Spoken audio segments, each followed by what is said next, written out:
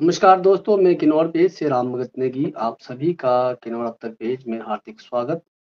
लोकसभा चुनाव है 2024 है और इसी विषय पर हम जो है आपके साथ जो है लाइव है और मेरा उद्देश्य रहेगा चुनाव तक जो है हम आपके साथ जो है वार्तालाप करते रहें, चर्चा करते रहें और आपको चुनाव से संबंधित खट्टी-मीठी जो है कविता भी सुनाते रहें। फिलहाल तो आज की जो एक महत्वपूर्ण जो है समाचार ये है कि छोटा बड़ा कस्बा में बहुत बड़ा दुर्घटना होने से जो लोग बाल-बाल बचे हैं, वहाँ पर जो पीडब्ल्यूडी की जो बना हुआ जो सड़क था, वो धँस गया जिस वज़ह से टायर जो है बस की टायर बाहर निकल गई और 31-32 लोग बाल-बाल बचे। तो ज़िम्मेदार कौन है? यही हमारा लोकसभा चुनाव का एक मुद्दा है। हम कब तक वोट बैंक बने रहेंगे? आखिर कब तक हमारे गाँव की जो सड़क व्यवस्थाएँ, गाँव का बिजली-पानी और गाँव के जो शिक्षा है, स्वास्थ्य है, उस पर जो है कब तक हम चुप बैठे रहेंगे? यही लोकसभा चुनाव 2024 के बारे में हम आपके साथ समक्ष है। आप देख रहे हैं किन्नौर तक जब भी कोई आप लोग नए जुड़ते हैं तो मैं आपसे निवेदन करता हूँ कि ज़्यादा से ज़्यादा जो है इस पेज को फ़ॉलो और शेयर करें। और रही बात बड़ा खम्बा जो सड़क है, तो पीडब्ल्यूडी डिपार्टमेंट की बहुत बड़ी यहाँ पर लापरवाही बताई गई है कि सड़क जो है पूरी तरह से जो है दुरुस्त नहीं है और इसके बावजूद जो है वहाँ पर जो है बस है एचआरटीसी की भी थोड़ी-सी यहाँ पर बताना चाहते हैं कि बार-बार एचआरटीसी भी जो बहुत जो गलतियाँ कर रहा है, एक बार वो निरीक्षण करे बस के लायक है या नहीं है, कभी भी कोई भी आपातकालीन जो है घटनाएँ हो सकती है। फिलहाल तो आप सभी को बताना चाहते हैं कि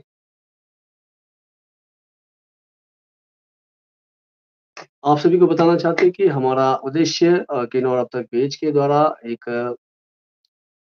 आप लोगों को बताना चाहते हैं कि हमारा मकसद है कि इस पेज के द्वारा सामाजिक गतिविधियों को लेकर आना और आप तक जो है अपनी चर्चा को रखना।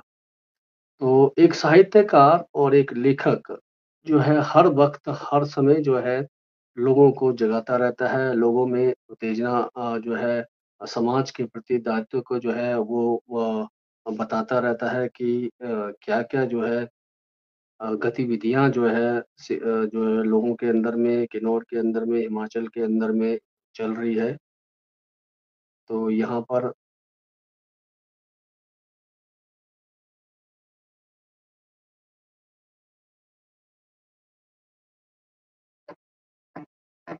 तो जब भी आप हमारे एपिसोड से जुड़ते हैं तो ज़्यादा से ज़्यादा शेयर करें, फ़ॉलो करें और जो है पेज को लाइक करें और प्रतिक्रिया भी करें। हमारा मकसद है लोकसभा चुनाव से संबंधित आप तक जो है आप तक जो है महत्वपूर्ण बातों को पहुँचाना।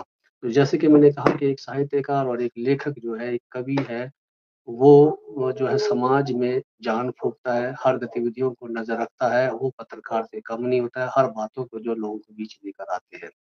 तो अगर हम देश, गाँव, समाज के प्रति रोज़ाना जो है काम करेंगे, अगर आप एक शब्द भी गाँव के लिए और आप 1 घंटा भी समय के लिए जो है गाँव के लिए, समाज के लिए काम निकालते हो, बहुत बड़ी बात है।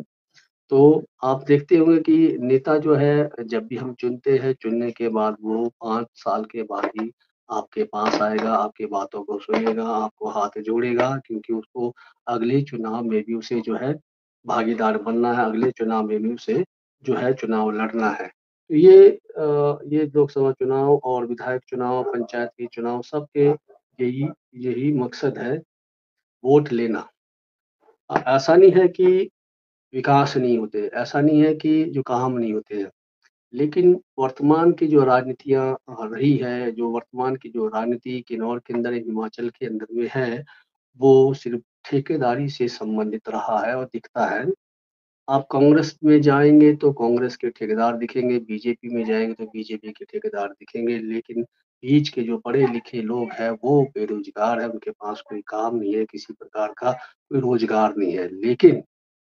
लेकिन कांग्रेस और बीजेपी के पास पढ़े-लिखे हो या अनपढ़ हो, जो भी है दुनिया भर के ठेकेदार हैं, दुनिया भर के काम मिल रहा है। ये इसके ज़िम्मेदार कौन है? भावी पीढ़ी जो है बेरोज़गार है, भावी पीढ़ी जो है पढ़-लिख कर घर में बैठे हैं। हमारा एक सुझाव था, अभी कुछ दिन पहले हमने एक ऐसे ही हमने सुझाव रखा था कि गाँव के जितने भी आपके इंजीनियर किए हुए हैं, उनको बगैर जो है डॉक्यूमेंट से आजकल आपने देखा होगा ठेकेदारी बनने के लिए भी ठेकेदार को का जो लाइसेंस लेने के बहुत सारे जो है उसमें जो है कागज़ लिए जाते हैं, बहुत सारे अनुभव लिए जाते हैं, एक्सपीरियंस लिए जाते हैं, फिर आपका जीएसटी है, फिर आपके बहुत सारे जो है डॉक्यूमेंट्स हैं, लेकिन उसको सरल भाषा, सरल तरीके से अगर किया जाए तो बहुत सारे लोग ठेकेदार बन सकते हैं। लेकिन यहाँ पर भी बहुत सारे जो है बहुत मुश्किलों से लोगों को गुज़रना पड़ता है। आप देखते हैं कि ई-टेंडरिंग है, आपने देखा होगा कि अब ज़्यादा से ज़्यादा ई-टेंडरिंग हो चुकी है। अब ई-टेंडरिंग होने से क्या हुआ है कि जो हमारे लोकल ठेकेदार हैं वो अब उसमें जो है बाहर के लोग आ रहे हैं और बाहर के लोग आने के बाद ठेका उन्हीं लोगों को देते हैं जो रूटीन में कर रहे हैं। लेकिन जो पढ़ा-लिखा इंजीनियर है, बीटेक किया, वो घर में बैठा है, उसके पास कोई काम नहीं है। लेकिन उनको काम निकालने के लिए सरकार को कोई ऐसी योजनाएँ होनी चाहिए ताकि वो भी टुकड़े-टुकड़ों में जो है काम कर सकें। दूसरी बात हमारे जो राजनीति क्षेत्र में एक चीज़ देखा गया है कि अ, हमारा कोई भी नेता आता है या हमारे गाँव में कोई भी प्रतिनिधि आ रहा है तो स्वागत की प्रक्रिया भी बहुत ज़्यादा देखने को मिलती है। महिला मंडल अलग से स्वागत करते हैं, व्यापार मंडल अलग से करता है, युवक मंडल अलग से स्वागत करता है। बहुत सारी ऐसी प्रथा बनाई गई है, ठेकेदार प्रथा अलग से स्वागत करता है। आखिर जो है इतना लंबा प्रथा स्वागत जो प्रथा है, वो इतनी लंबी बनाई गई है कि सबको अपना-अपना जो है छवि बनाना है और हम सब जब भी किसी को चुनते हैं तो उसे भगवान मानते हैं।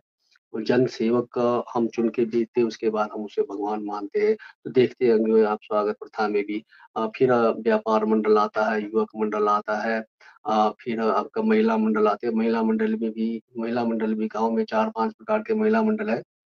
इस प्रथा को बदलना चाहिए। अगर आपका जो है स्वागत प्रथा है इसमें जिस गाँव में जा रहे हैं, उस गाँव में सिर्फ़ पंचायत प्रतिनिधि ही जो है स्वागत करने चाहिए और उस गाँव के थोड़े बहुत व्यापारी।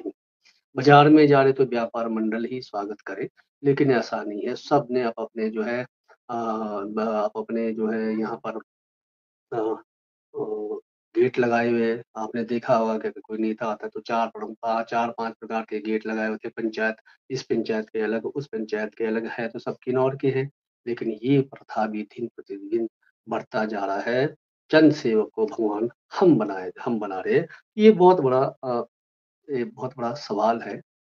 लगातार जो है नेताओं का स्वागत हम ये नहीं कह रहे कि वो जो है उनका स्वागत नहीं होना चाहिए, लेकिन प्रैक्टिकली उनका स्वागत जो है हमारे पंचायत प्रतिनिधियों के द्वारा होना चाहिए, जिससे जो है एक मतलब समय भी कम हो। एक तो नेताओं के पास समय नहीं होता है और उनको जो है बहुत दूर जाना होता है, जो है बहुत जगह जो उनका जो है कैंपेनिंग होता है। अगर चोड़ा से हम स्वागत करते हैं तो पीओ पहुँचने में रात के 2 बज जाते हैं।